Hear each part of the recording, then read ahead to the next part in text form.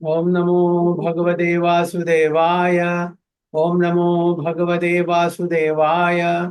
ओम नमो भगवते वासुदेवाय। ओम अज्ञानतिमिरान्धस्य ज्ञानाञ्जनशलाकया चक्षुरुन्मिलितं येन तस्मै श्रीगुरुवे नमः। श्रीचैतन्यमनोभीष्टं स्थापितं येन भूतले स्वयं रूप कदा मह्यं ददाति सुपदान्तिकं वन्देऽहं श्रीगुरुं श्रीयुतपदकमलं श्रीगुरुं वैष्णवांश्च श्रीरूपं साग्रजातं सहगण रघुनाथान्वितं तं सजीवं साद्वैतं सावधूतं परिजनसहितं कृष्णचैतन्यदेवं श्रीराधा कृष्णपादान् सहगण ललिता शिविशाखान्वितंश्च। हे कृष्णा करुणा सिन्धु दीनबन्धो जगत्पते गोपेश गोपिका कांद राधा कांद नमोस्तुते तप्त कांचन गौरांगी राधे वृंदावनेश्वरी वृषभानुसुते देवी प्रणमामि हरिप्रिये वाञ्छाकल्पतरुभ्यश्च कृपा सिन्धुभ्यः च पतितानां पावनेभ्यो वैष्णवेभ्यो नमो नमः। नमः ओं विष्णुपादाय कृष्णपृष्ठाय भूतले श्रीमते भक्तिवेदान्त स्वामिने नामिने नमस्ते सारस्वती देवी गौरवाणी प्रचारिणे निर्विशेष शून्यवादी पाश्चात्य देश तारिणे। जय श्री कृष्ण चैतन्य प्रभु नित्यानंद श्री अद्वैत गदाधर श्रीवासादि गौर भक्त वृंदा। हरे कृष्णा कृष्ण कृष्ण हरे हरे हरे राम राम राम हरे हरे। गुरुवे गौरचंद्राय राधिकाय तदालये कृष्णाय कृष्ण भक्ताय तद्भक्ताय नमो नमः। हरे कृष्णा हरि ओम तत्सत्। So we are reading from Mukundmala Stotra. We are discussing Stotra number 18 today. Vaddhenanjalinam natena sirasa गात्रे स रामोद्गमयि कंठेन स्वरगद्गदेन नयने नोद्गीर्ण भस्माभुना नित्यं त्वच्चरणारविन्दयुगला ध्यानामृता स्वादिनाम् अस्माकं सरासिरुहाक्ष सततं सम्पद्यतां जीवितम्। Okay, Mayuri Mataji, can you please? हरे कृष्ण प्रभु जी। हरे कृष्ण। बद्धे न अंजलि न नते न सिरसा गत्र गात्रे सा रोमा गमय रोमा उद्गमय रामोद्गम कथेन कंठेन कंठेन कंठेन सप्र गदगदेन नयना उद्ग्रीण वसपा अम्मुना नित्यं त्वत् चरना अरविंद युगल ध्यान स्वादिनाम ध्यान अमृत स्वादिनाम स्वादिना अस्माकं सरसिरुह अक्ष सत सततं सम्पादयन्तं जीवितम्। Very good. Anybody It's a else very want tough Prabhuji reading. anybody else want to recite this? One more. Anyway, you tried best. Who else want to?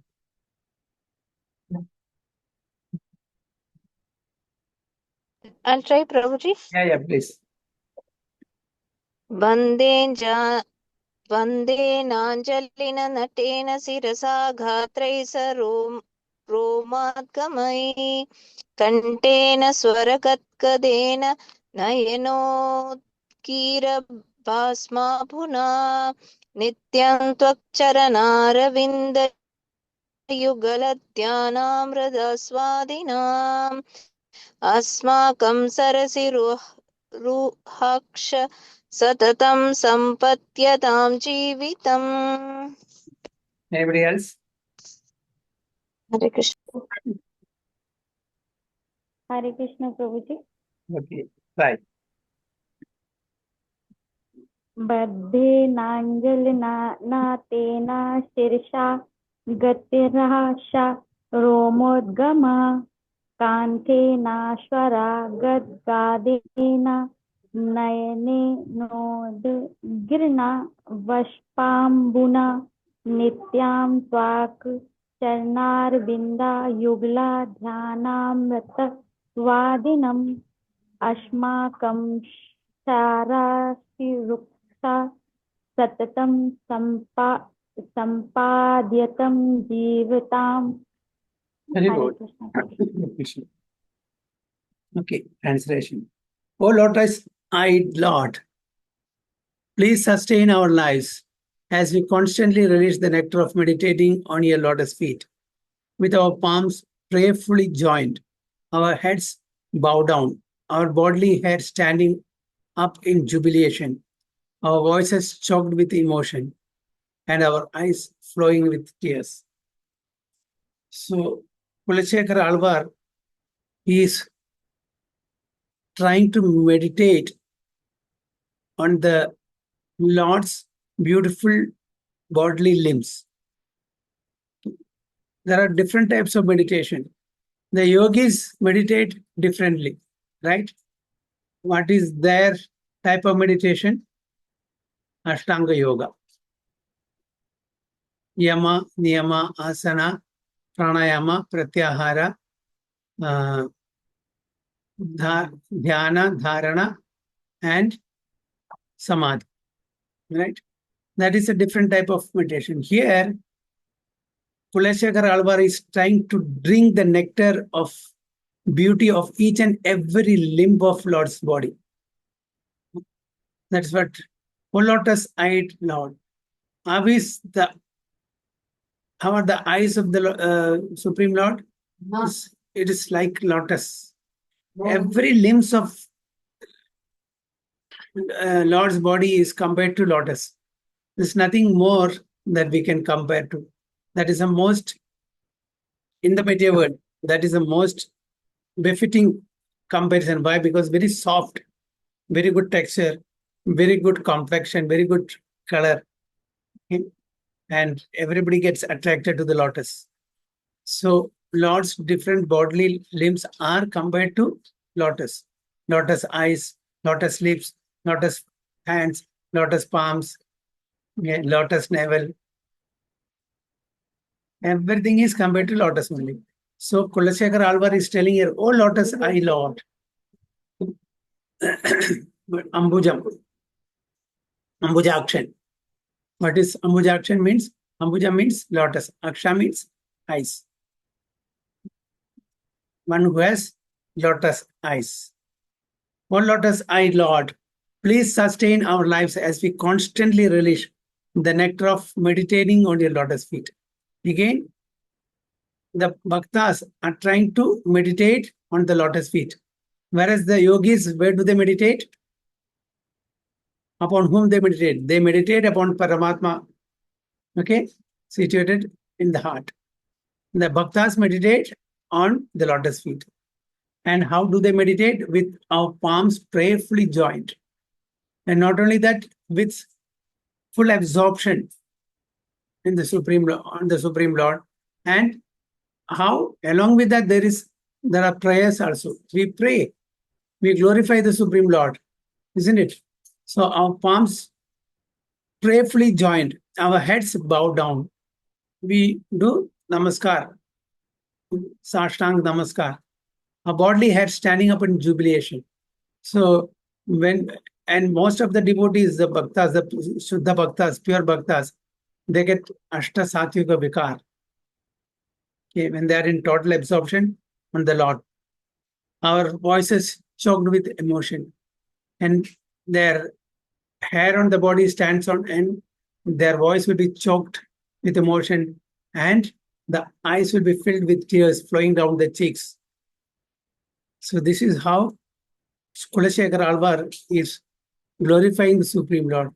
So the prayer is simply praising or glorifying the Supreme Lord, by which the devotee also gets Ashta Satyuga Vikar, simply by glorifying the Supreme Lord.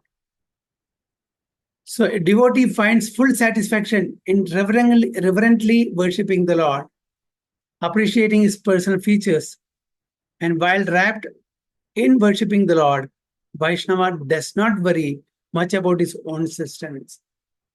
So all the devotees, the Shuddha Bhaktas, the pure devotees of the Supreme Lord, they get full satisfaction when they glorify the Supreme Lord. And they are least bothered about their sustenance.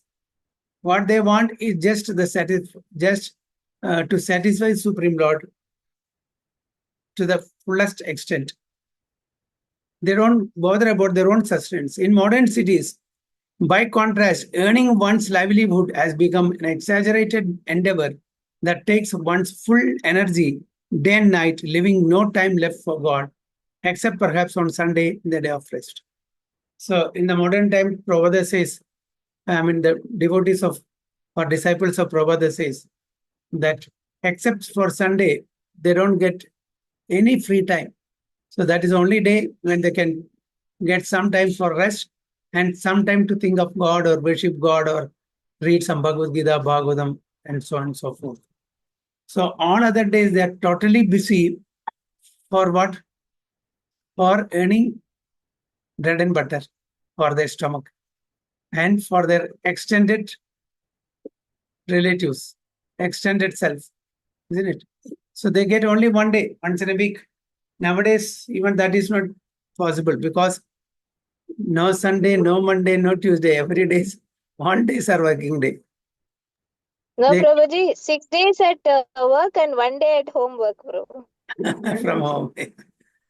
Okay, 6 days from office and 1 day from home. And not only that, at home also you're not getting time because you have got so many, pending accumulated work. All the 6 days you are in office, the household chores are pending there.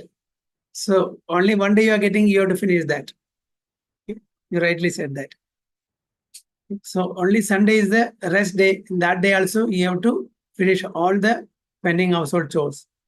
So the Vedic philosophy teaches that the top priority in life should be reawakening our relation with the Lord. That is what Rupa Goswami and Sanatana Goswami, when they first met Chaitanya Mahaprabhu in Ramkeli, asked.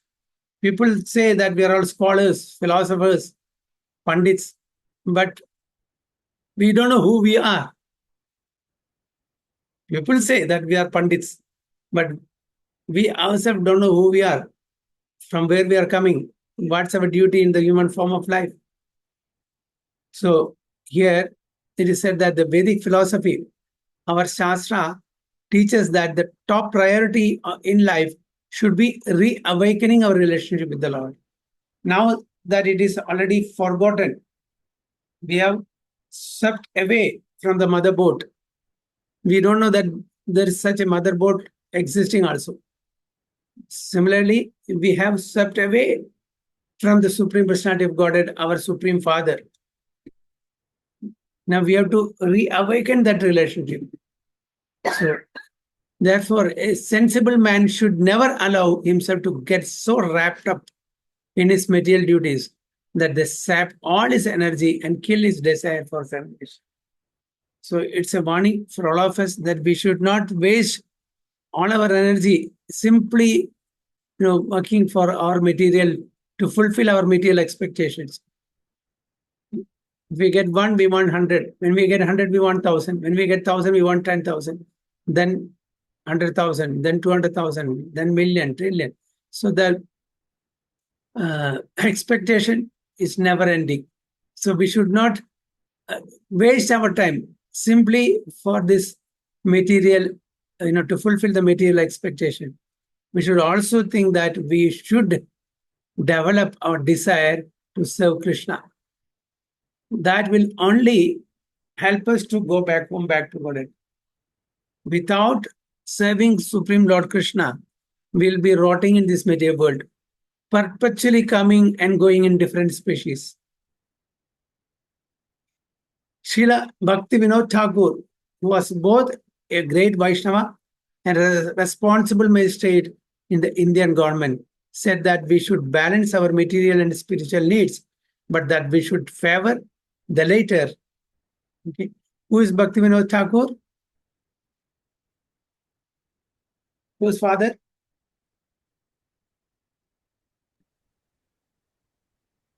Srila Bhakti Siddhanta Saraswati Thakur. Yes. Yeah. What is his Karmi name?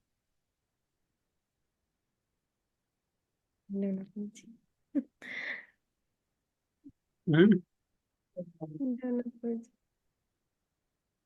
What's his Karmi name? Material We name. were aware of only. What is that, No, Bansi? Prabhu, Karmi name we didn't know. No, we didn't even know that Bhaktivinoda Thakur had a Karmi name, Prabhu. Okay, what is the Karmi name of Bhakti Siddhanta Saraswati Goswami Maharaj?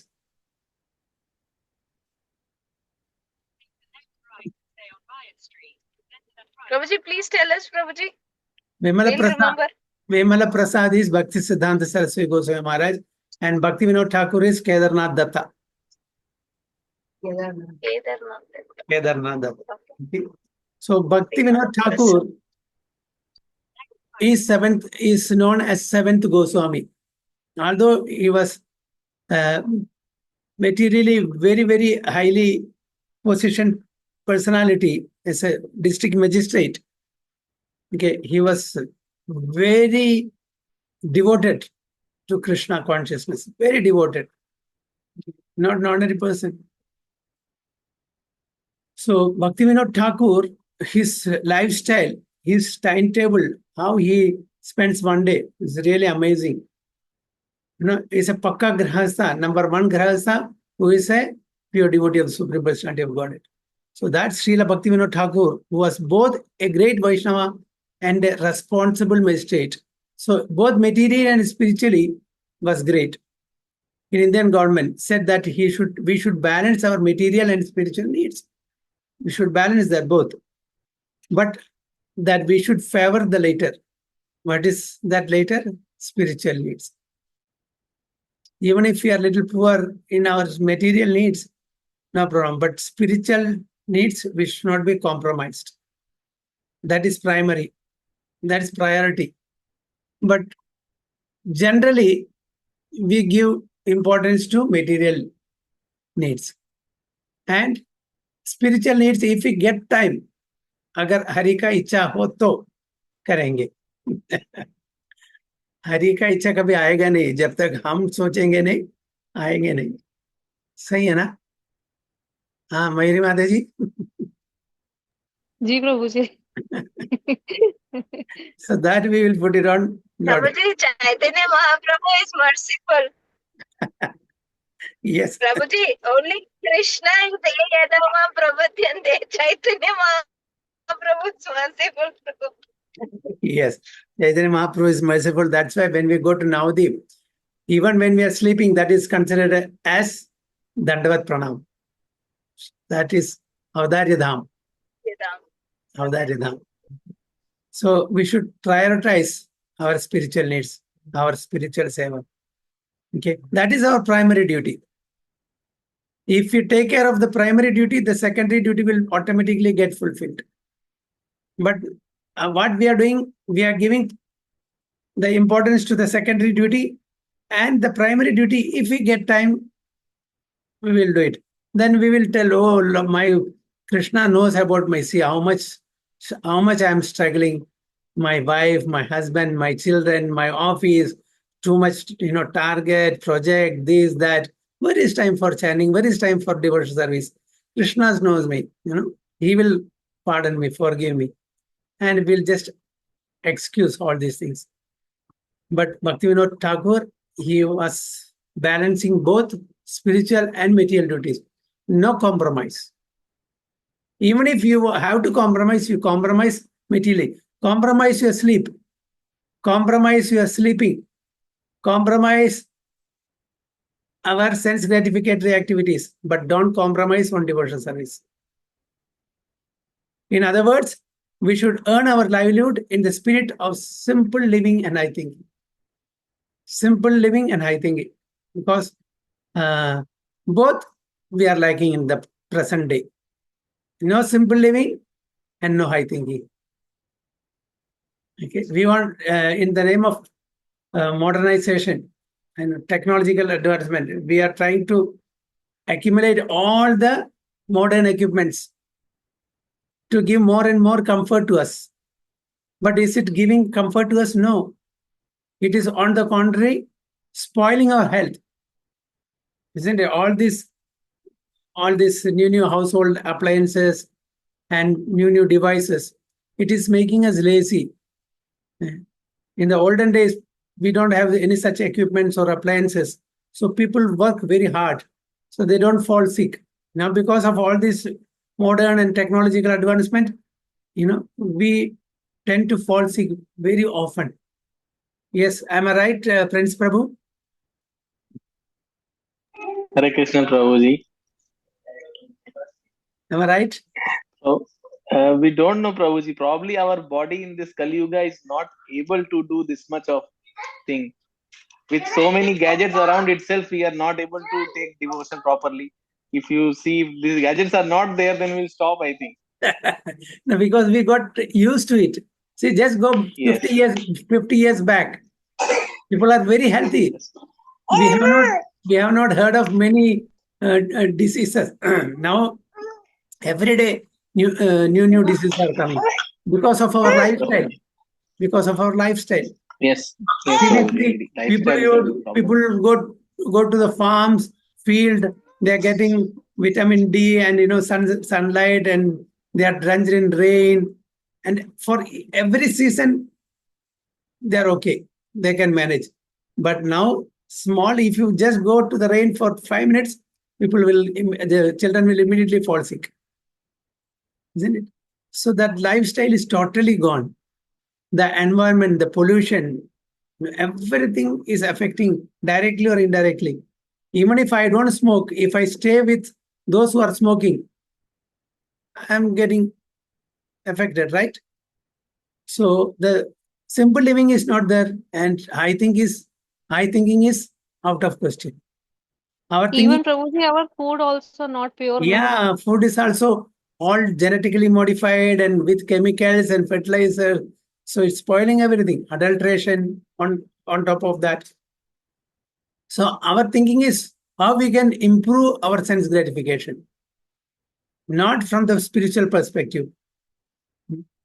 Whether do we get time to read Bhagavad Gita or Bhagavatam or go to Dham, pilgrimage. We don't do that. No high thinking at all. So we lack both. So in the Srimad Bhagavatam, Narada Muni recommends just such a life to Maharaja Yudhishthira. An intelligent man in human society should make his program of activities very simple. We complicate our life.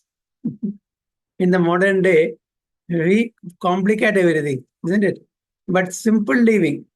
In the olden days, that was, small hut, 1 or 2 cows, a small paddy field, some vegetables. That's it. Even if people are working, they will be working in the villages, where they can go by walk 2 kilometers, 3 kilometers, 4 kilometers. There will be some teachers in the school, okay, or some, workers in the village office and all, isn't it? That's it. Now, people are traveling hours together to their workplace. 3 hours, 4 hours. They are, how we can do our other sadhana. Maximum, you go 2 or 3 kilometers by walk. That's it. Now, the person who is staying in, say, Bombay, they get job in Delhi. The person who is staying in Delhi, they get job in Bombay. So why can't we stay there in the same place? So this is how it is going on. So modernization, of course, it has got its plus points also, but mostly it is the negative points. Mostly. Especially as far as spiritual life is concerned, as far as our health is concerned, it is not that encouraging, the modern life. And plus the family point of view, the relationship point of view. Previously it was joint family, now it is nuclear family. We don't have any sentiments or emotion towards our family members, except mother, father, and children. That's it. The children doesn't know the extended family members. They have not gone to their native place. They don't know their language, mother tongue. So this British education, the invasion by Mughals, all these things have really spoiled our culture.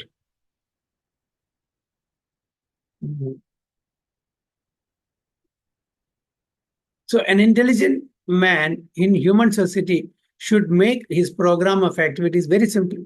If there are suggestions from his friends, children, parents, brothers, or anyone else, he should externally agree, saying, yes, that's all right. But internally, he should be determined not to create cumbersome life in which the purpose of life will not be fulfilled.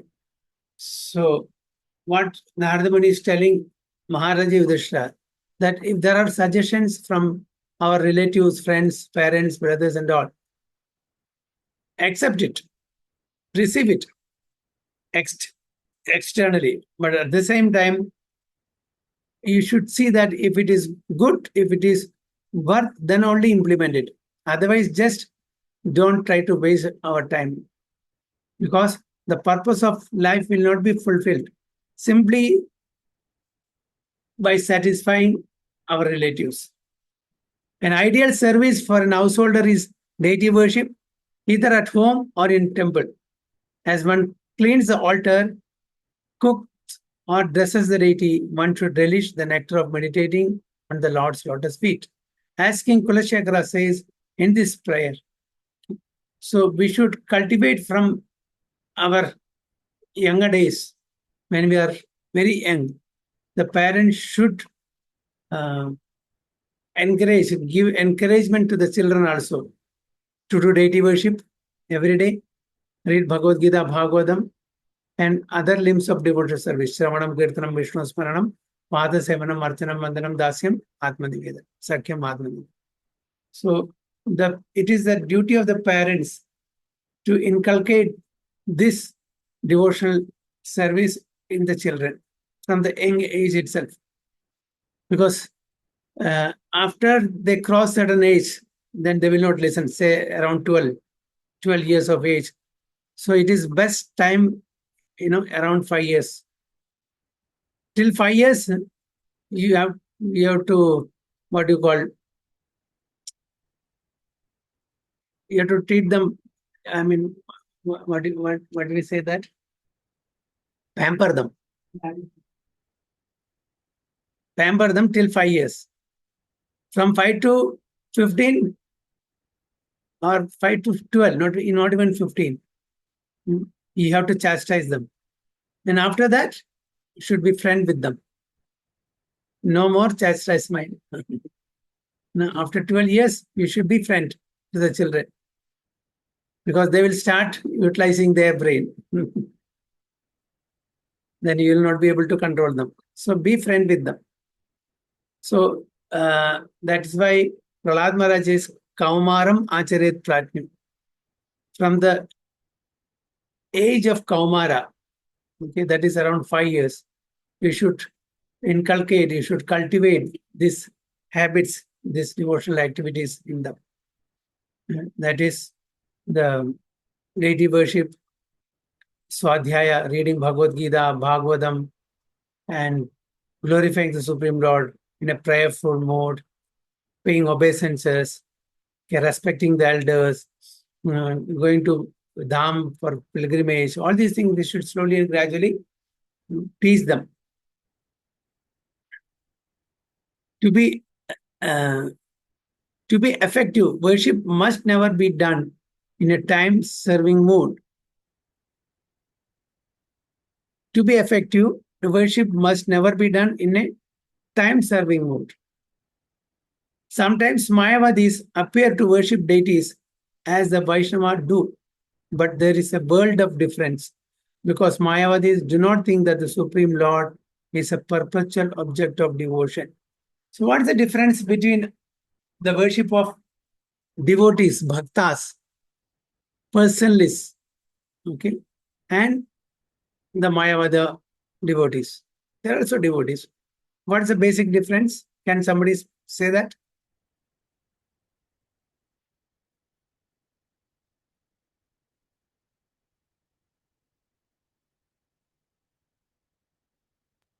Now, okay, just you can elaborate on this this sentence. Because Mayavadis do not think that the Supreme Lord is a perpetual object of devotion. What do you understand from this? But there is a world of difference because Mayavadis do not think that the Supreme Lord is a perpetual object of devotion. What did you understand? They think that God and we are same, Prabhuji. Okay, So yeah, I agree that. I agree that they think that, but what do we understand from this sentence? Hare Krishna Prabhuji. Yeah. When we in this sentence, when we pray to the deity, we think that deity itself is God. We see that the deity itself is God, Mhm. and we pray in that way. But Mayavadis don't see as God; they see it as an object. Okay. Like we say that Krishna Nam is equal to Krishna. Okay. Krishna deity is equal to Krishna. Okay. But in this case, they don't think that this is a God. They just think it's an object of a way of meditation or a way to reach God, but not really God. So maybe this line is that different. Not exactly. You have to just meditate again on this particular perpetual object of devotion. Perpetual. I want to. You keep on keeping it on your friend. Yes, Sachi Mataji, any Prabhuji, it is, they don't have form. They don't believe in the form of the Lord. But we that's believe Mataji in the also said form of that. Tarini Mataji also said that they don't believe in the form of God, but still they go to temple. If they don't believe in the form of the Lord, why do they go to the temple and pray? they think that uh, we are both the same. Like the Lord and Oh. them, they are all the same. And then they worship. It is only like a they need something to meditate, Prabhu. They don't want to, do service to the Lord. They don't want to, they don't believe in the devotional service. They just think the Lord as, as an object. That's it. They just think for devotion, they need something like that. Okay. Okay. So let me explain. But there is a world of difference because Mayavadis do not think that the Supreme Lord is a perpetual object of devotion. Perpetual, what is the meaning of perpetual? Eternal, right? Perpetual means always, eternally. So Supreme Lord, as far as Mayavada philosophy is concerned, it is only a means. For us, the means and end are same. For them, it is not same. It's only a means. It's only the sadhya is different. Sadhya is different. Okay, sadhana and sadhya are same for us. For them, it is only temporary means to get their sadhya. That is the what? Sayuja Mukti. Entering into Brahman effulgent. But for us, the deity is, as Prince Prabhu rightly said, the deity is the Lord himself. And we are going to attain that Lord only. That is sadhya. Perpetual it is. So the means and end are both same for us. But for them, it is a means only. Once they get the sadhya, they avoid the means, the deity. They avoid. They don't want any more deity. Okay. But whereas the devotees are concerned, deity means the personality of Godhead. Okay? We are glorifying him in the form of a deity or the Lord himself. And for what? To get himself. So our means and end, our means and goal are the same. No difference. So that's why it's said here, is a perpetual object of devotion. They do not think. They do not think that Supreme Lord is a perpetual. It's not eternal. It's only a means. Once we attain the goal, then this means they don't want. Is it clear?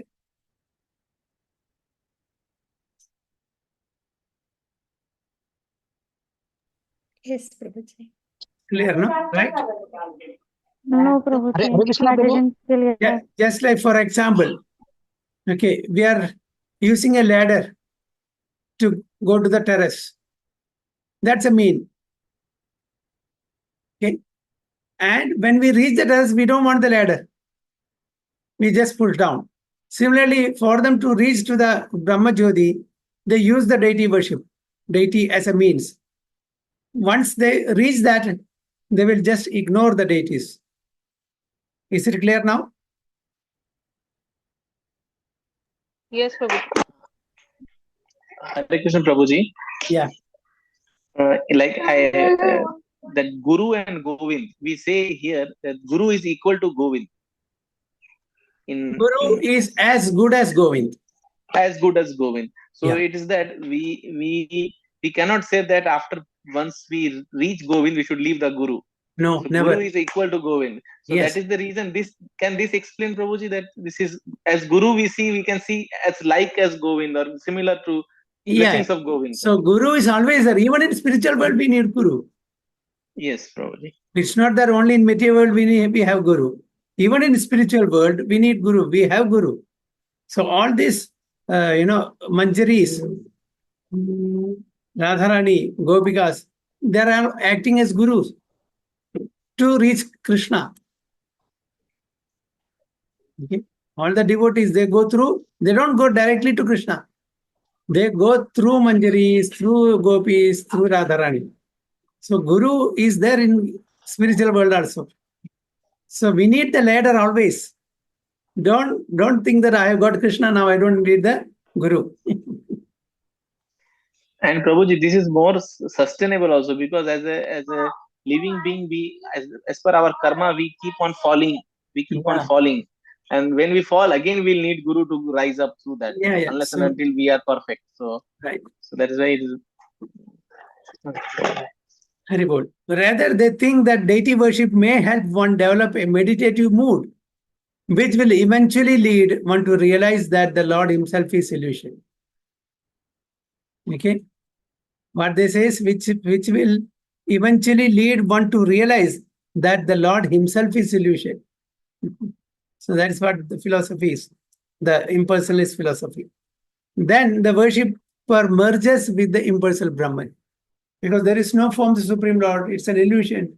What is reality is the Brahma Jyoti, and they want to merge in the Brahma Jyoti. Neither the Supreme Lord nor his pure devotee ever accepts this kind of time-serving bhakti. Okay? Supreme Lord also will not accept, nor the devotees will accept this sort of philosophy.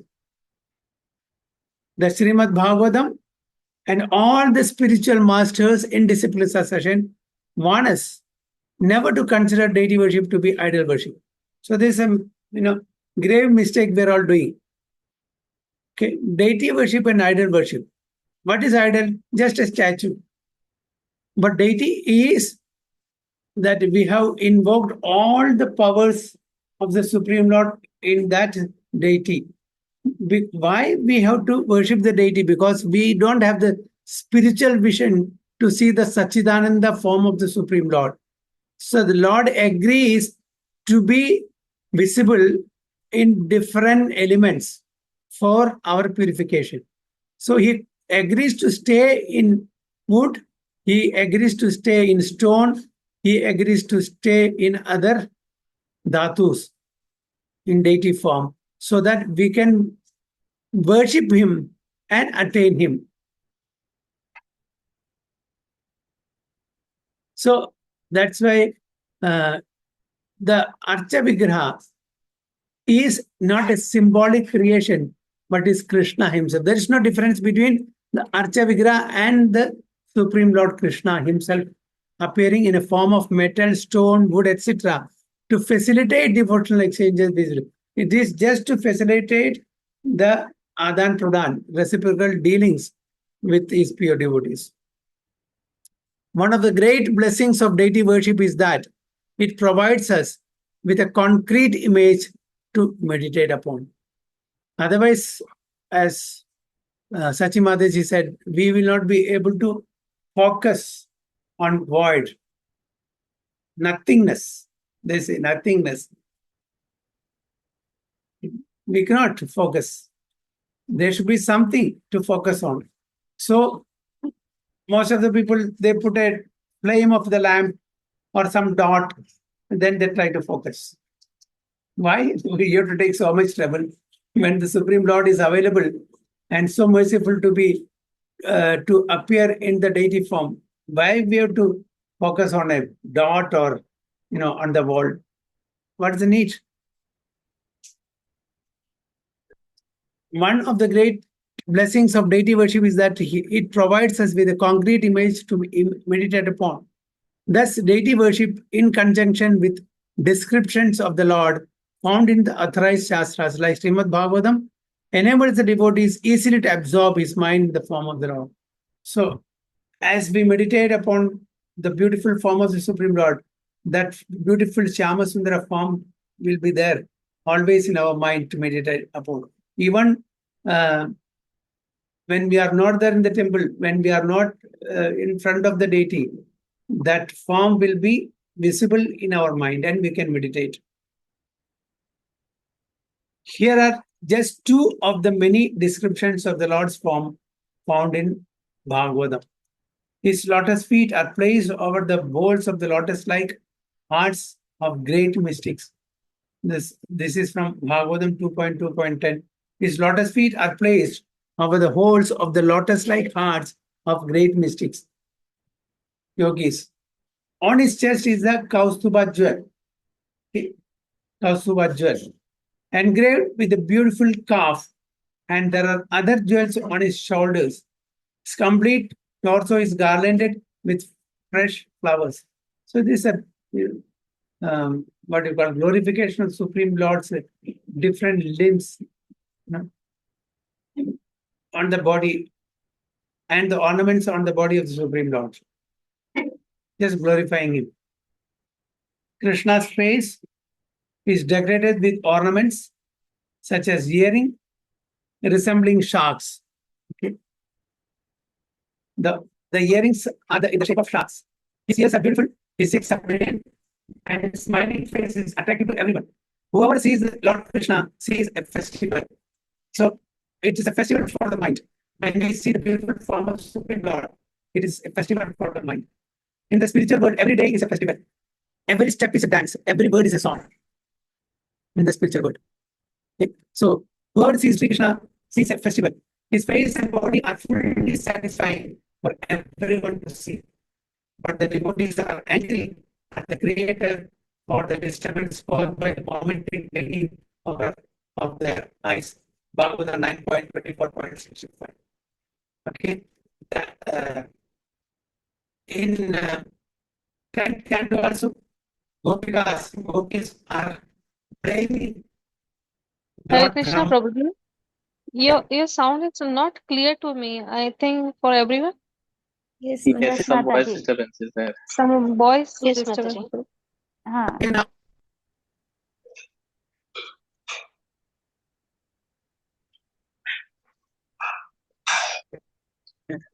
any other applications? Yes. Then only. Yeah, still some voice disturbance. Okay. voice Gopi, is breaking Prabhuji. one second.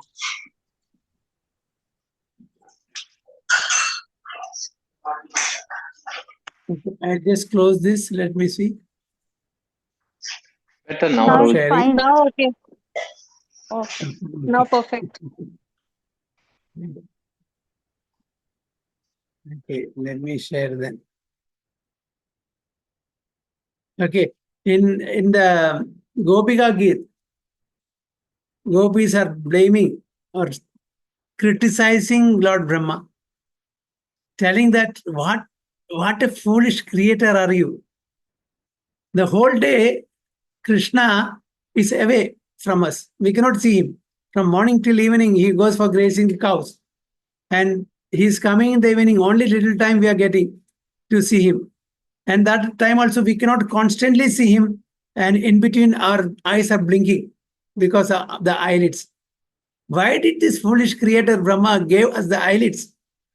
The gopis are blaming. That's what it is, telling here. The creator, but the devotees are angry at the creator. Who is creator? Lord Brahma. For the disturbance caused by the momentary blinking of the, because they cannot constantly see the Supreme Lord. They cannot drink the nectar of the Supreme Lord's beauty because there is a disturbance of blinking the eyes. They don't want that. So this creator has no brain. Although he has 4 heads, no brain.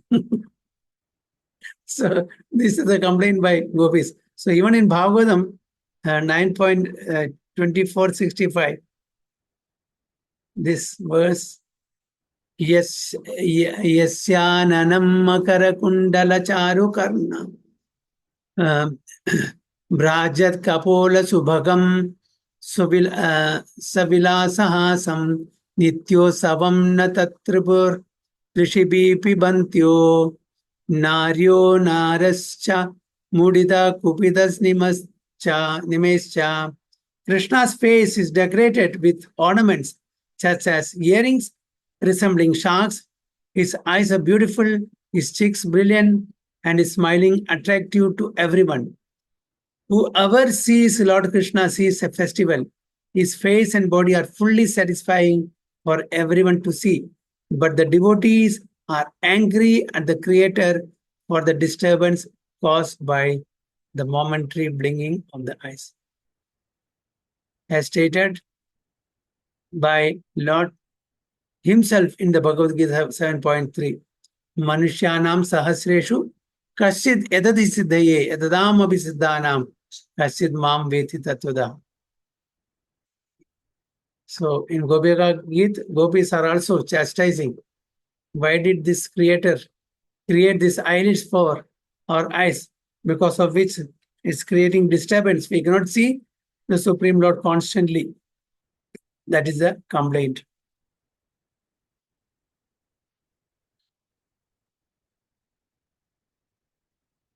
So Hare Krishna. So next is number 19, next week. Vancha kalpada rupesya kripa sindhubhya vacha padidanam pavanebhyo vaishnavebhyo namo. अनंत कोटि वैष्णव की जय, श्रील प्रभात की जय, गुरु महाराज की जय, गो प्रेमानंद।